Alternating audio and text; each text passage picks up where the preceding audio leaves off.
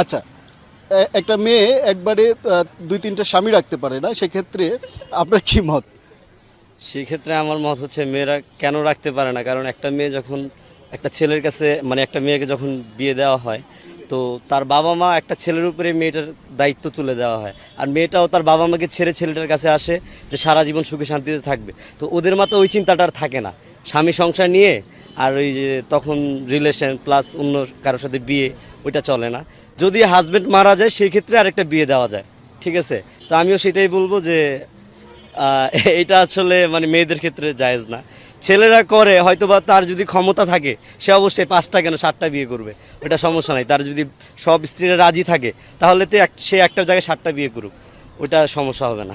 আপনার কি ইচ্ছে আছে একাধিক বিয়ে করার একসাথে? না, আমি একটা করেছি বিয়ে, আমি আমার ওয়াইফ, ঠিক আছে। আমি একটা বউ নিয়ে সুখে আছি আর কি। আরেকটা বিয়ে করলে মনে হয় না যে মানে শান্তিতে ঘোরাফেরা করতে পারবো। একটার প্যারাই বাঁচে না।